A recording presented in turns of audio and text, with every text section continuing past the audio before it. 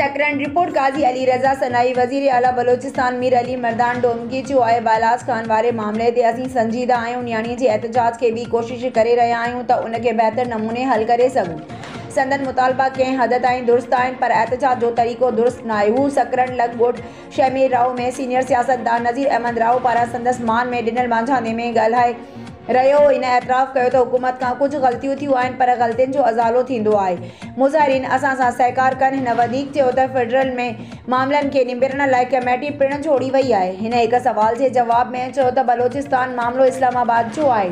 बलोचिस्तान जो उहो न आहे। उन जे बावजूदि असां धड़नि जी फरियाद ते FIR भी दाख़िल कयूं आहिनि ऐं 134 माण्हू आज़ादु कया आहिनि ऐं 24 माण्हू अॼु आज़ादु कयूं पिया। वधीक जांच करे रहिया आहियूं। उन खां अॻु मेज़बान नज़ीर अहमद राव पारां आयल महिमाननि खे आजियाणो पेश कंदे खेनि लुंगियूं पाराईंदे चयो त असांजो वज़ीर आला मीर अली मर्दान डोमकी सां पंहिंजनि पीढ़ियुनि जो लाॻापो आहे। बलोचिस्तान जो ॻोठ लहड़ी ऐं सिंध जो ॻोठ शमीर राव हिकु ॻाल्हि आहिनि। हिन वधीक चयो त मां हिकु ॻाल्हि क्लियर कयां त पीपल्स पार्टी में आहियूं ऐं रहंदासीं। सोशल मीडिया पारां पार्टी छॾण वारी ॻाल्हि में हक़ीक़त न आहे। हा बाक़ी एतिरो ज़रूरु आहे जो पीपल्स पार्टी जो दौरु पंहिंजो दौरु हूंदे बि इताब में रहियासीं। कम त परे जी ॻाल्हि पर पंहिंजो तहफ़ुज़ बि कोन करे सघियासीं जंहिंजो मिसाल मूं ते ऐं मुंहिंजे माण्हुनि ते केस दाख़िल कया विया पर ॾुख ऐं तकलीफ़ूं बर्दाश्त कयूंसीं। मांझांदे तक़रीब में सैयद ग़ुलाम मुस्तफ़ा शाह, सरदार मुश्ताक अहमद राव, सरदार अब्दुल सत्तार कीरियो, सैयद महमूद शाह, जावेद अहमद राव, इमरान राव, काजी जावेद सनाई, ग़ुलाम कादिर चांडियो, अब्दुल गनी महमूद समेत ज़िले शहीद बेनज़ीराबाद ऐं ज़िले मटियारी जे मौजूद शख़्सियतनि वॾे अंग में शिरकत कई। मीरपुर ख़ासि ब्यूरो चीफ सूमार समेत जो आम चूंडनि में ड्यूटी में ग़फ़लत जो मुज़ाहिरो कंदड़ ज़िम्मेवार अमले ख़िलाफ़ शोकाज़ नोटिस जारी कया वञनि छाकाणि त चूंड जो मरहलो क़ौमी ज़िम्मेवारी आहे। डिवीज़नल कमिश्नर मीरपुर ख़ासि फैसल अहमद अकीली मीरपुर ख़ासि डिवीज़न कमिश्नर मीरपुर ख़ासि फैसल अहमद अकीली चयो आहे त इलेक्शन जो मरहलो क़ौमी ज़िम्मेवारी आहे। उन सिलसिले में जेको भी अमलो पंहिंजी ज़िम्मेवारी में ग़फ़लत जो मुज़ाहिरो करे त उन ख़िलाफ़ शोकाज़ नोटिस जारी कया वञनि। अहिड़नि ख़्यालनि जो इज़हार हिन कमिश्नर जे कमेटी हाल में आम चूंडनि 2024 जी तयारियुनि जे हवाले सां कोटायल आला सतह गॾिजाणी ते सदारत कंदे कयो। हिन वधीक चयो त आम चूंडनि जे इंतज़ामनि जे हवाले सां हिकु जामिया हिकमत अमली ऐं गरियल तौर ते कमु कयो वञे त जीअं उन क़ौमी ज़िम्मेवारी खे सुठे तरीक़े सां मुकमल करे सघिजे। उन खां अॻु regional election commissioner Mirpur Khas Imtiaz Ali Kalhoro election commission of Pakistan जे हिदायतुनि जी रोशनी में डिवीज़न में कयल इंतज़ामनि बाबति तफ़सीली ॼाण ॾींदे चयो त मीरपुर ख़ासि डिवीज़न में 16 क़ौमी ऐं सूबाई सीटूं शामिल आहिनि जिन में 5 क़ौमी असेंबली ऐं 11 सूबाई असेंबली जूं सीटूं आहिनि। क़ौमी ऐं सूबाई असेंबलीअ जी सीटुनि ते थींदड़ चूंडनि जे लाइ डिवीज़न में कुल 1958 पोलिंग स्टेशनूं क़ाइमु कयूं वयूं आहिनि जिन में 522 मर्द पोलिंग स्टेशनूं ऐं 519 औरतुनि जी पोलिंग स्टेशनूं, 917 गॾियल पोलिंग स्टेशनूं शामिल आहिनि जिन में 480 नॉर्मल पोलिंग स्टेशनूं, 803 हिसास ऐं 675 इंतहाई हिसास पोलिंग स्टेशनूं शामिल आहिनि जॾहिं त सॼे डिवीज़न में कुल 6134 पोलिंग बूथ ठाहिया विया आहिनि जिन में 3204 मर्द पोलिंग बूथ, 2930 औरत पोलिंग बूथ क़ाइमु कया विया आहिनि जंहिंमें सॼे डिवीज़न में 1,78,341 वोटर पंहिंजे वोट जो हक़ इस्तेमालु करे सघंदा।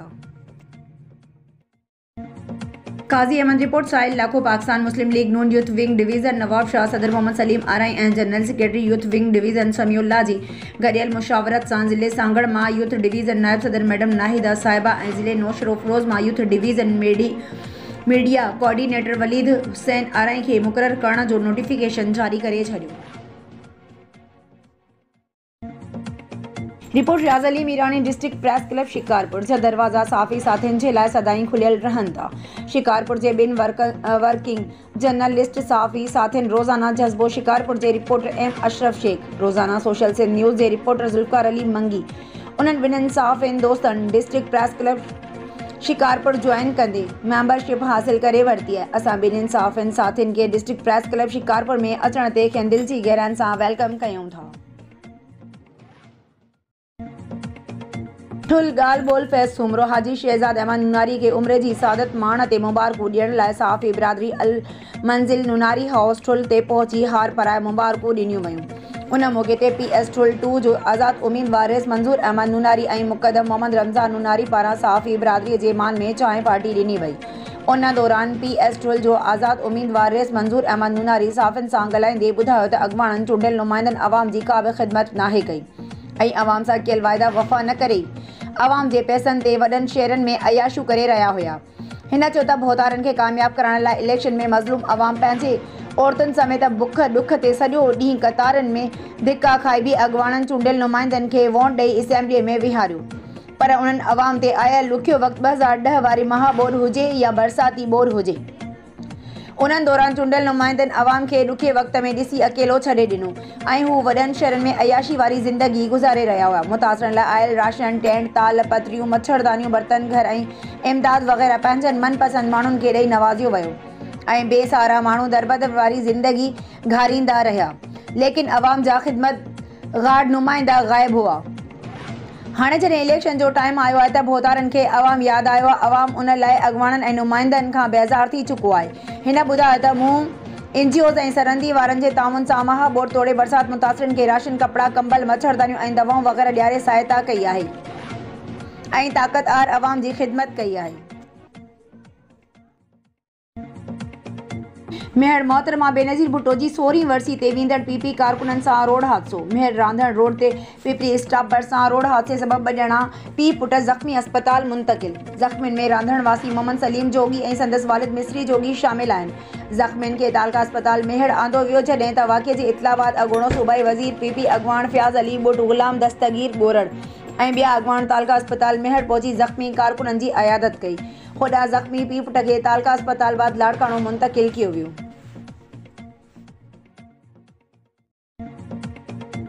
खानपुर में PP चेयरमैन बिलावल भुट्टो ज़रदारी जी घोटकी अमन। खानपुर में PP चेयरमैन बिलावल भुट्टो ज़रदारी अॼु घोटकी ज़िले जे दौरे ते पहुची रहियो आहे। PP चेयरमैन बिलावल भुट्टो ज़रदारी आदिलपुर में ॼाम अकरमुल्ला धारे जे ऐं ॼाम सैफुल्ला धारे जे वटि वेंदो। बिलावल भुट्टो ज़रदारी बाद खानगढ़ में गोहर प्लस ते पहुचंदो जिते सरदार अली गौर मेहर जी चांद जी दावत में शिरकत कंदो। खानगढ़ में बिलावल भुट्टो ज़रदारी जी आमद जे सिलसिले में PP अॻवान ऐं मेहर ग्रुप जी हिमायत खे दावतूं पिणु ॾिनियूं वयूं आहिनि। PP घोटकी ज़िले में धारेजा ऐं मेहर भाइरनि ऐं अब्दुल बारी पिताफ़ी ऐं ख़ालिद अहमद लुंड ऐं ओबावड़ो में ॼाम महताब डहर ऐं शहरियार शहर विच में हलंदड़ इख़्तिलाफ़ ख़तमु करण लाइ बिलावल भुट्टो ज़रदारी पहुची रहियो आहे। ज़रिया बिलावल भुट्टो ज़रदारी जी खानगढ़ आमद खां तयारियूं मुकमल कयूं वयूं आहिनि। ब्रेकिंग न्यूज़ फरीदाबाद में हज़रत अबू बकर सिद्दीक़ रज़ी अल्लाह ताला अन्हु जी योम वफ़ात 22 जमादुल सानिया जे ॾींहं ते सरकारी मोकल न करण ख़िलाफ़ अहले सुन्नत व अल जमात यूनिट फरीदाबाद जे अॻवाननि हाफ़िज़ मंज़ूर अमन चांडियो, हाफ़िज़ महमूद ख़ासकेली इख्तियार अली ख़ासकेली फ़ारूक अहमद हैदरी ऐं कुर्बान अली फ़ारूक, हाफ़िज़ मोहम्मद सालिह ब्रोई, अब्दुर्रहमान ख़ासकेली असदुल्ला सिंधी साहब जी अॻवानी में ॻोठ अलह ॾिनो तीमणो खां 2 किलोमीटर एहतजाजी रैली कढी वई जेका मुख़्तलिफ़ रस्तनि खां थींदी सिटी गेट ते पहुती। उन मौक़े ते हाफ़िज़ मंज़ूर अहमद चांडियो रैली खे ख़िताब कंदे चयो त हज़रत अबू बकर सिद्दीक़ रज़ी अल्लाह ताला अन्हु जी योम वफ़ात 22 जमादुल सानिया जे ॾींहं ते सरकारी आम मोकल कई वञे। हिननि चयो त हज़रत अबू बकर सिद्दीक़ रज़ी अल्लाह ताला अन्हु हज़रत मोहम्मद मुस्तफ़ा सल्लल्लाहु अलैहि वसल्लम जो पहिरियों ख़लीफ़ो हो। सैयदना सिद्दीक़ अकबर रज़े जी ज़िंदगी मुसलमाननि जे लाइ मशअले राह, मुसलमाननि जो मयार ईमान बुनियाद इस्लाम आहे।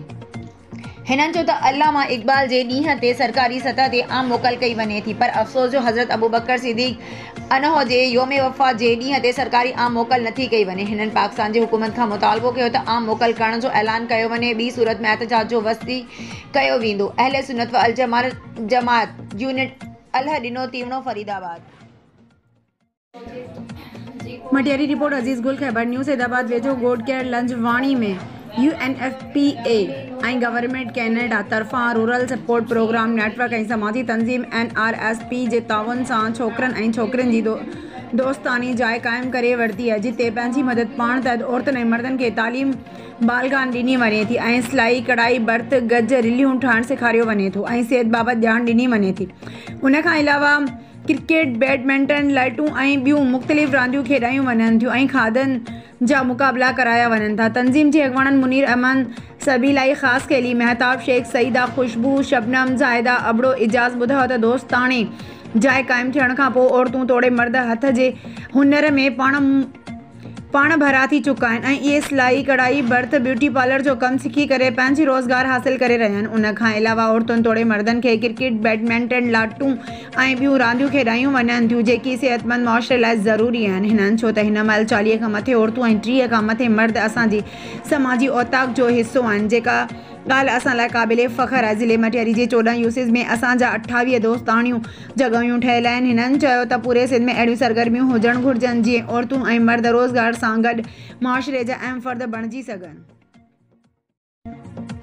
ठारूशा में वधंदड़ रोज़ानू लोड शेडिंग ख़िलाफ़ एसयूपी शहरी मौसूम ॿारनि समेत सिबको अमले ठारूशा ख़िलाफ़ एहतजाज।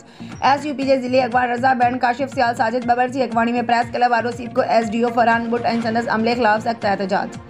अॻवाननि पारां सिबको ठारूशा जे एसडीओ ख़िलाफ़ नारेबाज़ी कंदे चयो त शहर अंदरि एसडीओ पंहिंजे अमले खे खुली इजाज़त ॾींदे मेहंदी कारखाननि आइस फैक्ट्री समेत केतिरनि ई घरनि जा गैर क़ानूनी कनेक्शन ॾे लखे रुपया कमाइण लॻो।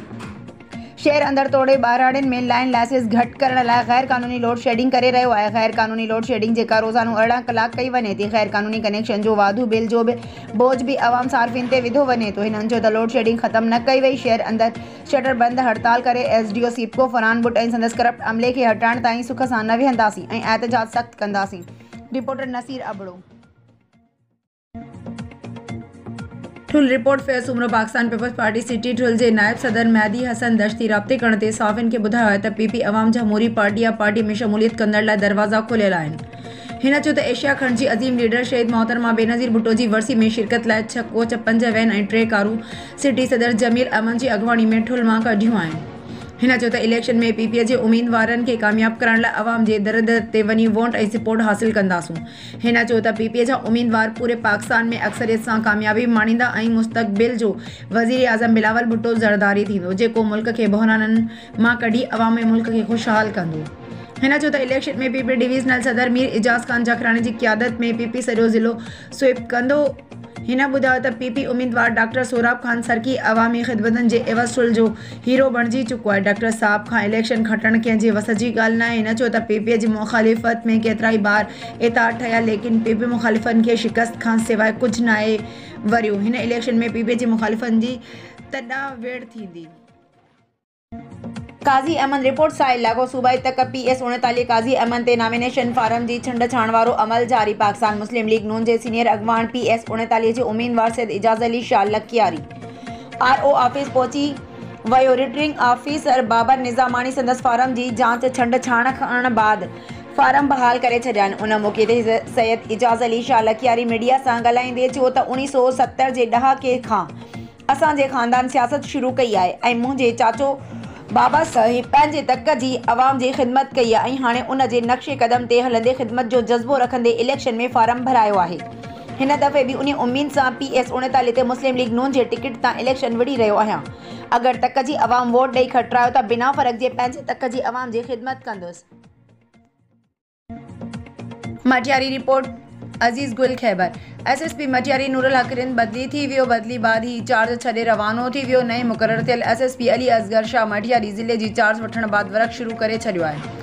एसएसपी मटियारी नूरुल हक रिंद बदली थी वञण बाद पंहिंजे चार्ज छॾे रवानो थी वियो आहे जॾहिं त नओं मुक़ररु थियल SSP Ali Asghar Shah Matiari SSP office पहुतो जिते हिन चार्ज वठण बाद वर्क शुरू करे छॾियो आहे। ज़रियनि मूजिबि एसएसपी मटियारी नूरुल हक रिंद जी बदली थियण 4 झंग छॾण ऐं नई मुक़ररु एसएसपी मटियारी अली असगर शाह जी मटियारी जी पोस्टिंग ऐं कोर्ट में मामिलो पहुचण बाद मामिलो कुझु मुंझियल आहे। बदलियूं ऐं मुक़ररीन जो कोर्ट में मामिलो वञण बाद नूरुल हक रिंद या अली असगर शाह मां कंफर्म एसएसपी मटियारी केरु थींदो सूमर ॾींहुं कोर्ट फ़ैसिलो कंदी। सकरन दावत इस्लामी जी मजलिस ज़राअत ऐं लाइव स्टॉक पाकिस्तान जे निगरान मौलाना डॉक्टर नासिर मदनी दावत इस्लामी जी मदनी मरकज़ फैज़ान मदीना सकरन में इंसान नुक़सान में आहे जे मौज़ू ते बयान कंदे चयो त इंसान जो वॾे में वॾो नुक़सान उहो आहे जो ख़ैर एहसास ई न आहे त हू नुक़सान में आहे। एहसास जो न हुजण ई वॾो नुक़सान आहे जितां नुक़सान ऐं गुनाहनि जो सिलसिलो शुरू थिए थो। हिन चयो त अल्लाह साईं क़ुरान पाक में सिधो इरशाद फरमायो आहे त ज़माने जो कसम इंसान ज़रूरु नुक़सान में आहे पर अफ़सोस जो असां पाण खे गुनाहनि खां बचाइण बदिरां ख़ुदि गुनाहनि जो सबबु बणिजंदा आहियूं। हिन वधीक चयो त कुझु ॾींहं खां पोइ नओं साल ईस्वी शुरू थी रहियो आहे जंहिंजो हुअण त ईअं घुरिजे त हिकु साल असांजी ज़िंदगीअ मां घटि थियो जंहिं ते एहतिसाब कयूं पर अफ़सोस जो असीं उन ॾींहं खे जशन जो नालो ॾेई मुख़्तलिफ़ क़िस्मनि जा गुनाह कयूं था। कहिड़ो गुनाह आहे जेको हैप्पी न्यू ईयर जे नाले नथो कयो वञे। शराब नोशी फैश हरकतनि समेत फज़ूलियात में वक़्तु गुज़ारियो थो वञे जंहिंसां दुनिया आख़िरत ॿई ख़राबु करण सां गॾु पैसे जो ज़ियान बि कयो थो वञे। उन करे ई चयो वियो आहे त इंसान वॾे नुक़सान में आहे। हिन उहो बि चयो त इंसान समूरे नुक़साननि खां बचण ऐं पंहिंजी आख़िरत संभालण लाइ दावत इस्लामिया जी हफ़्तेवार इज्तिमाउनि में शिरकत ऐं मदनी क़ाफ़िलनि में सफ़र करणु आहे।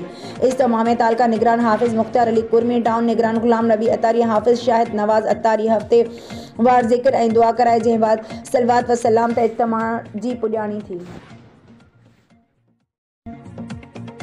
पीरोनमल रिपोर्ट अता मोहम्मद पठान। खिपरो में क्रिकेट नुक़सान मौजूदु खिपरो जे नौजवाननि शाइन स्टार क्रिकेट क्लब ऐं जट स्क्वाड जे बैनर हेठि हाई स्कूल ग्राउंड खिपरो जी रांदियुनि जी सरगर्मियुनि खे बहाल करण लाइ आल शाइन क्रिकेट क्लब ऐं जट स्क्वाड जे बैनर हेठि फ्री एंट्री क्रिकेट टूर्नामेंट जो इनक़ादु कयो। टूर्नामेंट में रोज़ानी जी बुनियाद ते 2 मैच खेॾिया पिया वञनि, जंहिं में खिपरो जे 20 टीमुनि हिसो वरितो आहे। ख़मीस ॾींहुं मल्हायल मैच में खिपरो प्रास क्लब जे सदर Mehboob Khan Babu, general secretary Shahbaz Ali Shakir, office secretary Ubaidullah Khan, member Abdul Shakoor ने अता मोहम्मद खान ख़ास तौर ते शिरकत कई, जिन खे इंतज़ामिया पारां सिंधी सक़ाफ़त अजरक जा तोहफ़ा पेश किया विया।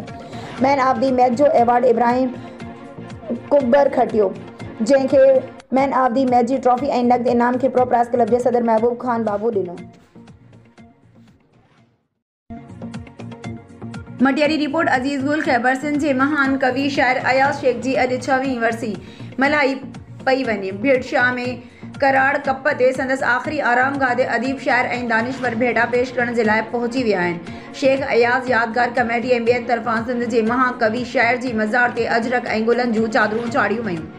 शेख अयाज़ यादगार कमेटी तरफ़ां कराड़ कप ते शेख अयाज़ जी मज़ार भरिसां तक़रीब मुनक़द कई वई आहे। सक़ाफ़त खाते जा अमलदार, अदीब, दानिश्वर, शाइर, सियासी समाजी अॻवान, साफ़ी ऐं सिविल सोसाइटी अॻवाननि पारां मज़ार ते गुलनि जी चादर चाढ़े दुआ घुरी वई। शेख अयाज़ यादगार कमेटी जे चेयरमैन दीवान गागन दास, सक़ाफ़त खाते जे असिस्टेंट डायरेक्टर गुलाम मुस्तफ़ा जोखियो, ताजो नसीर मिर्ज़ा, असद कीरियो, गुल मोहम्मद शीदी, सिंध साफ़ी संगत जे मरकज़ी चेयरमैन नूर सिंधी ऐं ॿियनि जी अॻवानी में मज़ार ते चादर चाढ़ी वई। उन मौक़े ते सिंध जो क़ौमी तरानो बि पेश कयो वियो। चादर जी रस्म बैदि तक़रीब में शेख अयाज़ खे लफ़्ज़नि जी भेड़ा पेश कई पई वञे, जॾहिं त फ़नकारनि पारां सिंध जे महान कवि शाइर खे संदसि शाइरी सां भेटा ॾियण जो सिलसिलो जारी आहे। रिपोर्ट फ़हीम अली जट। बदीन पंहिंजी जवानी वतन जी दिफ़ा लाइ उर्पींदड़ रिटायर्ड आर्मी पर्सन पूरे क़ौम लाइ क़ाबिल एहतराम आहिनि। उन्हनि जा समूरा जाइज़ मसइला तरजीही बुनियादनि ते हल कया वेंदा। Additional deputy commissioner 1 Javed Ahmed Dayri Darbar hall में डिस्ट्रिक्ट आर्मेड सर्विस बोर्ड जी गॾिजाणी जी सदारत कंदे लाॻापियल खातनि खे चयो त रिटायर्ड फ़ौजी ऐं शहीदनि जी फैमिली जो ख़ासि ख़्यालु रखियो वञे त जीअं हू ऐं उन्हनि जा ॿारनि लाइ तालीम, सिहत ऐं इंसाफ़ जी फरहमी समेत समूरा मसइला फ़ौरी तौर ते हल थी सघनि ऐं उन्हनि खे कंहिं बि क़िस्म जी परेशानी खे मुंहुं न ॾियणो पवे। हिन नादरा ऑफिस सुप्रीडेंट मोहसिन खान खे हिदायत कई त हू नादरा सेंटरनि ते रिटायर्ड आर्मी पर्सन लाइ अलहदा काउंटर क़ाइमु कया वञनि। हिन उशरे ज़क़्वा जे ज़िले ऑफिसर मोहम्मद अहमद तुनियो खे हिदायत कई त उशरे ज़क़्वा जे फंडनि मां शोधा जी नियाणियुनि जे ॾाज लाइ माली इमदाद फ़राहम करे। हिन सब इंस्पेक्टर हाजी मोहम्मद पित्तौफ़ी खे पिणु हिदायत कई त पुलिस सां लाॻापियल रिटायर्ड आर्मी पर्सन जा समूरा जाइज़ मसइला हल कया वञनि। गॾिजाणी में असिस्टेंट डायरेक्टर DASB मोहम्मद इम्तियाज़ अब्बासी, ऑफिस सुप्रीडेंट पाकिस्तान बैतुल माल, गुज़रीन ऐं रिटायर्ड आर्मी पर्सन्स वॾे अंग में शिरकत कई। बदीन ज़िले जे तालके गोलारची वासी प्रेमी जोड़ो मिठे जी अदालत में पसंदि जो पाणो करण बाद 19 वरनि जी कमर निसा ख़ासकेली 29 वरनि जो मोहम्मद हनीफ़ ख़ासकेली सां गॾिजी ऐवान सहाफ़त मीरपुर ख़ासि पहुची प्रेस कॉन्फ्रेंस कंदे चयो त मूं पंहिंजी रज़ा ख़ुशी सां शरीयत मोहम्मदी मुताबिक़ पंहिंजे सौट मोहम्मद हनीफ़ वल्द अल्लाह ॾिनो ख़ासकेली सां मिठे जी अदालत में निकाह करे तहफ़ुज़ लाइ दरख़्वास्त पिणु ॾिनी, जंहिं बाद अदालत साॻोरी असांखे तहफ़ुज़ फ़राहम करण जो पुलिस खे हुकुम पिणु ॾिनो आहे। पसंदि जो पाणो कंदड़ नारी कमर निसा संदसि मुड़ुसु मोहम्मद हनीफ़ ख़ासकेली सां गॾिजी साफ़े नालो ॿुधाईंदे चयो त मुंहिंजो पीउ मोहम्मद शरीफ़ ख़ासकेली, भाउ असलम ख़ासकेली ऐं ॿिया माइट मोहम्मद ख़ासकेली, बाबू ख़ासकेली, अमीर बख्श ख़ासकेली समेत उन जा दोस्त आशिम ओटो, गुल मोहम्मद सोलंकी मुंहिंजे सोरे जिन खे तंग कंदे उन्हनि जो चौपायो माल ऐं मोटरसाइकिल काहे वञण समेत मथनि तशदुद बि कयो अथनि। उन समेत असांखे मौतमार धमकियूं ॾेई रहिया आहिनि, जिन मां असांखे जान ऐं माल जो ख़तरो आहे। असां आला अदालत समेत IG सिंध, DIG हैदराबाद ऐं ज़िले बदीन जे SSP समेत SHO कड़ियो गंवर खे अपील था करियूं त असांखे तहफ़ुज़ फ़राहम करे धमकियूं ॾींदड़नि ख़िलाफ़ कार्रवाई करे असांखे जीअण जो हक़ ॾिनो वञे। ऐवान सहाफ़त सूमार समय जो मीरपुर ख़ासि ब्यूरो चीफ सूमार समय जो मीरपुर ख़ासि भट्टी होटल लग मंसूराबाद रिहायशी कॉलोनी में बर्फ खाने में गैस लीक थियण सबब इलाके वासी मुख्तलिफ साह जी बीमारियुनि में मुब्तला थी विया। बर्फ खाने के इंडस्ट्रियल एरिया में शिफ्ट करण लाइ इलाके वासियुनि पारां हथनि में प्ले कार्ड ऐं बैनर खणी प्रेस क्लब अॻियां एहतजाजी मुज़ाहिरो कयो। उन मौक़े ते मुज़ाहिरनि ख़िताब कंदे इलाके वासियुनि मुश्ताक अहमद भट्टी, ज़ुल्फ़िकार पंवर ऐं ॿियनि चयो त संदनि इलाके में झांज़ेब आइस फैक्ट्री क़ाइमु आहे, जंहिंमां ज़हरीली गैस लीक थियण ऐं सख़्त बदबू सबब केतिराई इलाके वासी साह जी मुख़्तलिफ़ बीमारियुनि समेत अखियुनि जी बीमारीअ में मुब्तला थी विया आहिनि ऐं जॾहिं त हैवी मशीनरी जी आवाज़ सबब इलाके वासी राति जे वक़्तु सुम्ही नथा सघनि, जॾहिं त अहिड़ी शिकायत ज़िले इंतिज़ामिया ऐं सुई गैस इंतिज़ामिया खे ॾियण बावजूदि को बि तदारक न थियो आहे। रिहायशी इलाके में बर्फ़खानो हुजण सबब इलाके वासियुनि जो जीअण जंजाल बणिजी वियो आहे, जॾहिं त बर्फ़खाने जे मालिकनि खे अहिड़ी शिकायत करण ते कारखाने मालिक इलाके वासियुनि खे मुख़्तलिफ़ तरीक़नि सां हिरासा करण समेत कूड़नि कैसनि में फसण जूं धमकियूं ॾेई रहिया आहिनि। मजबूर थी हिते पहुता आहियूं ऐं गैस लीक थियण ऐं बदबू सबब रोज़ जी बुनियाद ते केतिराई इलाके वासी मुख़्तलिफ़ बीमारियुनि में मुब्तला थी रहिया आहिनि। हिननि वास्तेदारनि अख़्तियारनि खां पुरज़ोर मुतालबो कंदे चयो त मामले जो नोटिस वठी फौरी तौर झांज़ेब आइस फैक्ट्री खे इंडस्ट्रियल एरिया में मुंतक़िल करे इलाके वासियुनि खे बीमारी मां मुब्तला थियण खां बचायो वञे। ॿी सूरत में एहतजाज जो दाइरो वसी कयो वेंदो।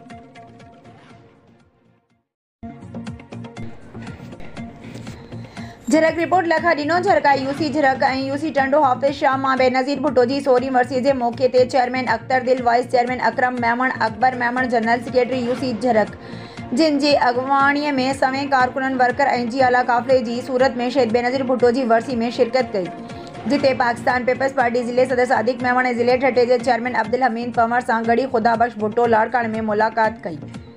उन मौक़े ते अला ॾिनो बबर ऐं कामरेड अयूब मला, ज़ुबैर मला, कामरान यूसुफ मेमण, मोहम्मद जुम्मन जमारी, फरीद मेमण, मोहम्मद मिठड़े ऐं ॿिया मौजूदु हुया। उन मौक़े ते अख्तर दिल, अकरम मेमण ऐं अकबर मेमण साफ़िन सां ॻाल्हाईंदे चयो त अॼोको ॾींहुं तमामु ॾुखाईंदड़ ॾींहुं आहे। उन तारीख़ ते असांजे बहादुर अॻवान असां खां विछड़ी वई, जेका कॾहिं बि असां खां विसरी नथी सघे। अॼु सॼे दुनिया ॾिठो शहीद बेनज़ीर भुट्टो जी 100वीं वरसीअ जे मौक़े ते अवामी समुंड गॾु थियो आहे।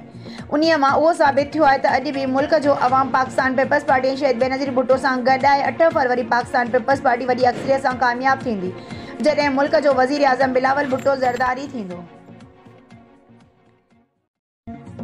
तकरीन रिपोर्ट काज़ी अली रज़ा सनाई। जग मशहूर समाज सुधारक अगूणो MP सैद इमदाद मोहम्मद शाह के भेटा पेश करण लाइ संदसि 88 जनम ॾींहं जे हवाले सां संदसि आख़िरी आरामगाह ते गुलनि जी चादर चाढ़े फातिहा ख़्वानी कई वई।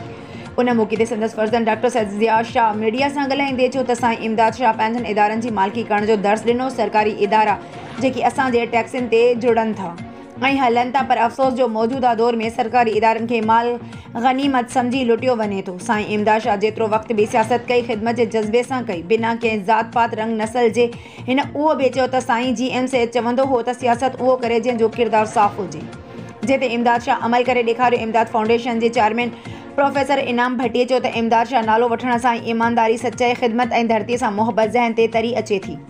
साईं इमदाद शाह सवें स्कूल, सिहत मर्कज़ ऐं रोड रस्ता तामीर कराया, पर किथे बि पंहिंजे नाले जी इफ़्तिताही तख़्ती न लॻराई। उहा संदसि ख़ूबी हुई, छाकाणि जो हू नाले लाइ न बल्कि ख़िदमत लाइ सियासत कंदो हो। हिन वधीक चयो त सकरन तालके में शायदि ई को ॻोठ हुजे जिते साईं इमदाद शाह तरक़ियाती कमु न करायो हुजे। आख़िर में साईं इमदाद शाह जे जनम ॾींहं जे हवाले सां केक पिणु कटियो वियो, जेको सैद ज़िया शाह, प्रोफेसर इनाम भट्टी, हाफ़िज़ ज़ैन भुट्टो ऐं काज़ी जावेद सनाई कटियो। उन मौक़े ते प्रोफेसर ग़ुलाम मुस्तफ़ा कीरियो, अयूब खोसो, कासिम सूमरो, मोहम्मद बच्चल ॾेयो, अली सूमरो, ग़ुलाम अली मेमण, मोहम्मद ख़ान गद्दारो, चंगल ख़ान उनड़, जुमन शाह, अब्दुल मालिक नूनारी, शौकत हुसैन मेमण ऐं ॿिया कारकुन पिणु मौजूदु हुया। मीरपुर ख़ास ब्यूरो चीफ सूमार समय जो 78 मोरी वेझो जमड़ाऊ मां हथ आयल लाश जी सुञाणप मुनवर उर्फ मनियो मेघवाड़ वल्द नथू मेघवाड़ ॻोठ मीर नज़ीर टालपुर वासी तौर थी वई।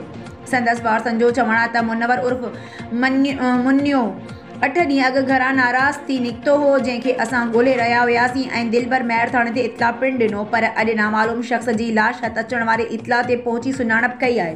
गुज़िरियल 2.5 कलाकनि खां पोइ दिलबर महर थाणे जी पुलिस एडी एम्बुलेंस समेत लाश हथ अचण वारे हंधि पहुची लाश खे खणाए ज़रूरी कार्रवाइनि लाइ सिविल अस्पताल मीरपुर ख़ासि मुंतक़िल करे रही आहे। उन मौक़े ते वारसन समेत SHO दिलबर महर असलम जमाली जी ॻाल्हि ॿोल बि हिन लाइव में शामिल। Breaking news. मीरपुर ख़ास खान जे ज़मींदार चौधरी अब्दुल रज़ाक जो रूसी ट्रैक्टर कोर्ट मैरिस लांढी वटां फुर करे फरार थींदड़ फोरू ऐं ट्रैक्टर ॼाम लॻारी वेझो इलाइक़े वासियुनि जी मदद सां ट्रैक्टर ऐं हिकु ॼणो फोरू सोघो।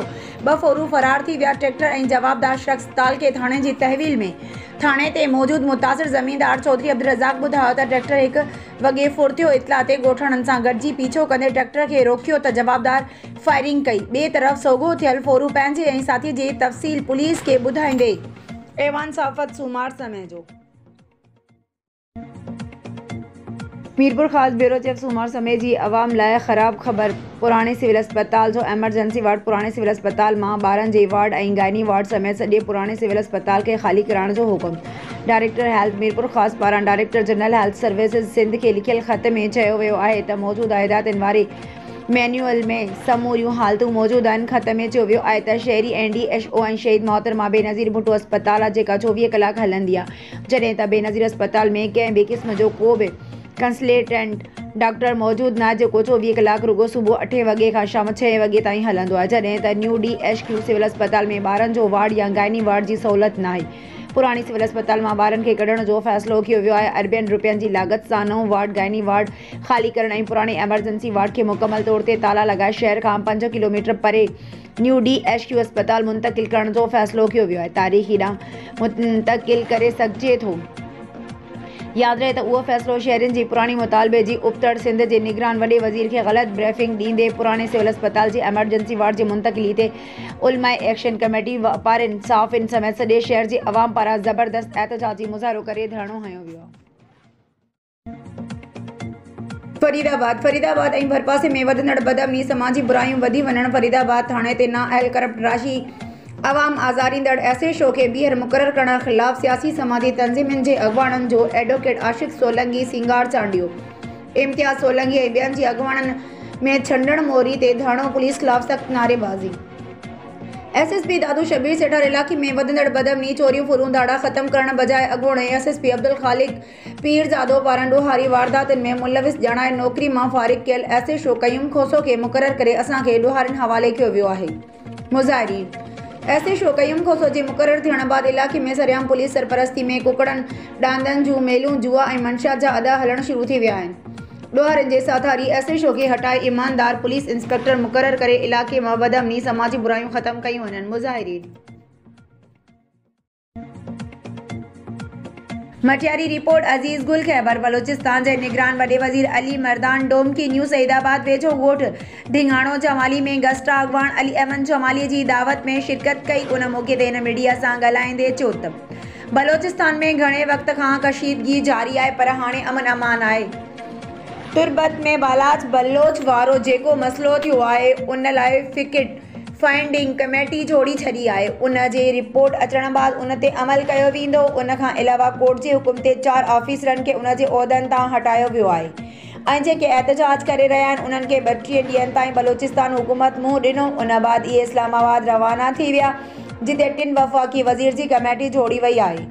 गिरफ़्तार थियल कुझु अॻवाननि खे आज़ादु कयो वियो आहे। जेके रहियल आहिनि इहे बि आज़ादु थी वेंदा। बाक़ी महारंग बलोच सां राब्तो थियो। उन चयो त असां पंहिंजा मुतालबा पेश कंदासीं पर 4 ॾींहं गुज़रण बावजूदि उन पेश न कया आहिनि। उन जा मुतालबा साम्हूं ईंदा त ॻाल्हि अॻिते वधंदी। बाक़ी मिसिंग पर्सन लाइ बि मुख़्तलिफ़ कमेटियूं चोड़ियल आहिनि ऐं मिसिंग पर्सन जो एॾो वॾो तइदादु नाहे। उन लाइ सबूत बि ॾियनि त जीअं जांच में आसानी थिए। काज़ी अहमद रिपोर्ट साहिल लाखो PS 39 काज़ी अहमद नॉमिनेशन फार्म जी छंड-छाण जो सिलसिलो जारी। उन सिलसिले में PP अॻवान अॻूणो तालके नाज़िम सरदार जाम इफ्तिखार अली उनड़ फार्म जी जांच पड़ताल लाइ RO ऑफिस काज़ी अहमद पहुतो। संदसि नॉमिनेशन बहाल थी वियो।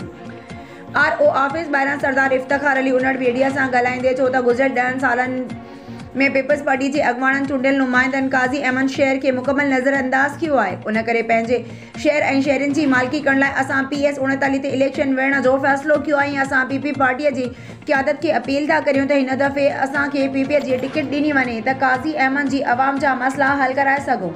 हिन चयो त असां PP जो हिसो आहियूं या त मूंखे इजाज़त ॾियनि त आज़ादु उम्मीदवार तौरु इलेक्शन विढ़ां थो खटे आयसि त PP जो आहियां ऐं रहंदुसि। उन करे उमेद थो करियां त पार्टीअ सां असांखे टिकट ॾींदी ऐं कामयाब थी काज़ी अहमद शहर ऐं आसपास जा मसइला तर्जी बुनियादनि ते हल कंदासीं।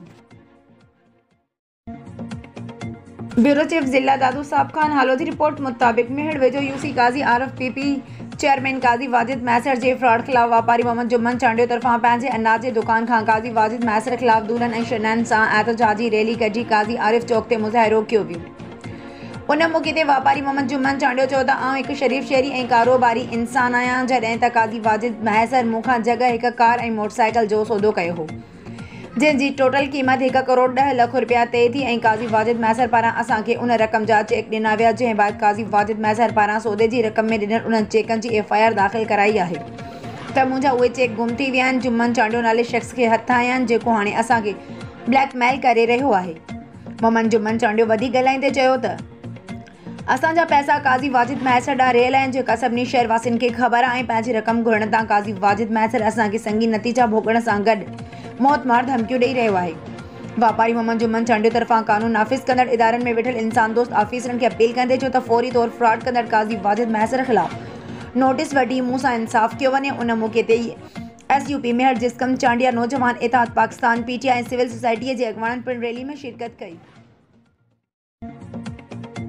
फुल रिपोर्ट फैज़ सुमरो। जमीयतुल उलमा इस्लाम ज़िले जे कंबाजी अमीर डॉक्टर AG अंसारी साफ़िन सां ॻाल्हाईंदे ॿुधायो आहे त मुंहिंजे इलाइक़े मददपुर में JUI जे उहिदेदारनि ऐं कारकुननि खां बाअसर माण्हुनि पारां बार बार धमकियूं ॾियण ऐं घर ख़ाली करण लाइ धमकाए रहिया आहिनि। हिन चयो त JUI जा साथी अकेला न आहिनि जो उन्हनि खे धमकियूं ॾियनि, हिरासा कयो वञे। हिन चयो त वॾेरनि ऐं बाअसरनि माण्हुनि पारां सालनि खां वठी रिहाइश पज़ीर जमायतुनि ॻोठ मां कढण ते मज़हमत लफ़्ज़नि में मज़हमत कयूं था।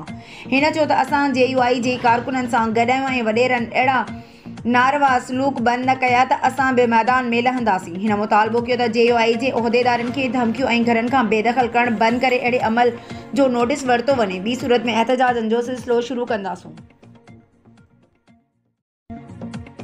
मीरपुर ख़ासि अब्दुल गनी सियाल अहमद मरीअ जी निगरानी में सियाल कॉलोनी जी सिवरेज में लाइन जी सफ़ाई कराए रहिया आहिनि। रहवासियुनि जो चवणु आहे त इलाइक़े में गंदगीअ जा ढेर ऐं नालियुनि जो गंदो पाणी रोड रस्तनि काफ़ी अरसे खां बीठल हुयो, जंहिंखे मोहतरम हाजी अब्दुल गनी सियाल ऐं अहमद मरी जी निगरानी में सियाल कॉलोनी में गटर जे लाइन जो कमु कराए। असां सभु शुक्रगुज़ार आहियूं जो coordinator Pakistan Peoples Party UC Pir अज़ीम शाह हाजी अब्दुल गनी सियाल जे असांजे इलाइक़े में सेवरेज लाइननि जी सफ़ाई ऐं रोडनि जी मरम्मत लाइ ॾींहं राति कमु करे रहियो आहे। उन कम में मसरूफ़ आहे। असां इलाइक़े में संदसि जिदोजहद जो क़दुरु करियूं था रहंदासीं। हाजी अब्दुल गनी सियाल जा थोराइता आहियूं। ऐवान साफ़त सूमार समय जो ब्यूरो चीफ ज़िला दादू साहब खान हालोजी रिपोर्ट मुताबिक मेहड़ UC फरीदाबाद ॻोठ अला ॾिनो तीवणो जे रहवासी पुनल जब्बार अब्दुल हकीम सज्जाद हिदायतुल्ला अज़ीज़ुल्ला ख़ासि केली फरीदाबाद में एहतजाजी मुज़ाहिरो कंदे चयो त Islamic NGOs incharge Waseem Abro Irshad Abbasi पंहिंजे कुझु ऑफिसरनि सां मिली ॻोठ में एजेंट मुक़ररु करे छॾिया आहिनि। अज़ीज़ुल्ला ख़ासि केली चयो त मूं मुसलसल इस्लामिक NGOs जी ग़लति सर्वे कंदड़ एजेंट ख़िलाफ़ एहतजाज ऐं प्रेस कॉन्फ्रेंस कयूं आहिनि त इस्लामिक NGOs वारा ॻोठ अल ॾिनो तीवणो में मनपसंद माण्हुनि जा नाला लिस्ट में लिखी रहिया आहिनि, जॾहिं त ॻोठ अल ॾिनो तीवणो जे माज़ूर ऐं बेवा औरतुनि जा नाला लिस्ट में शामिल न कया पिया वञनि। इस्लामिक NGOs वसीम अबड़ो पंहिंजे मनपसंद एजेंटनि सां मिली पंहिंजे फेवर में कुझु माण्हू गॾु करे एहतजाज कराए रहियो आहे। असां Islamic NGOs zonal headquarter Larkana incharge समेत इस्लामिक NGOs में वेठल इंसान दोस्त ऑफिसरनि खे अपील था कयूं त असांजे ॻोठ अल ॾिनो तीवणो जे माज़ूर ऐं बेवा औरतुनि जा नाला लिस्ट में शामिल न करण जो नोटिस वरितो वञे। ॻोठ जे मुस्तहिक़ औरतुनि ऐं माज़ूरनि जा नाला लिस्ट में शामिल कया वञनि। मनपसंद माण्हुनि जा नाला लिखंदड़ इस्लामिक NGOs जे इंचार्ज वसीम अबड़ो खे हटाए ईमानदार ऑफिसर मुक़ररु कयो वञे। सेक्रेटरी रिपोर्ट काज़ी अली रज़ा सनाई सिंध तरक्की पसंद पार्टी नारी तहरीक जे मरकज़ी अॻवान मैडम अनिला रफ़ीक मला जो PS 37 तां भरायल फार्म बहाल थी वियो, जंहिं ते खेसि मरकज़ी रब्ता सेक्रेटरी निसार अहमद कीरियो, ज़िले सदर कामरेड रफ़ीक मला ऐं ॿुढल मक्सी केतिरनि ई कारकुननि सां गॾु RO ऑफिस ॿाहिरां संदसि शानदार आजियां करे खेसि मुबारकूं ॾिनियूं, गुलनि जा हार पाराया। उन मौक़े ते अनिला रफ़ीक मला ॻाल्हाईंदे चयो त इलेक्शनूं ऐं जंगियूं सिर्फ़ु खटण जे लाइ न आहिनि विड़बियूं, बल्कि असूलनि ते क़ाइमु रहण, सच जी राह ते हलण ऐं हक़ जो साथ ॾियण लाइ बि विड़बियूं आहिनि। उन करे असां तइ कयो आहे त सिंध जे माण्हुनि जो आवाज़ु जेको केतिरे अरसे खां दॿायल आहे उन खे बुलंद कयूं। मां थोराइती आहियां पार्टी क़यादत जी, जिन मूं ते भरोसो करे खेसि इलेक्शन विड़ण जो मौक़ो फ़राहम कयो आहे।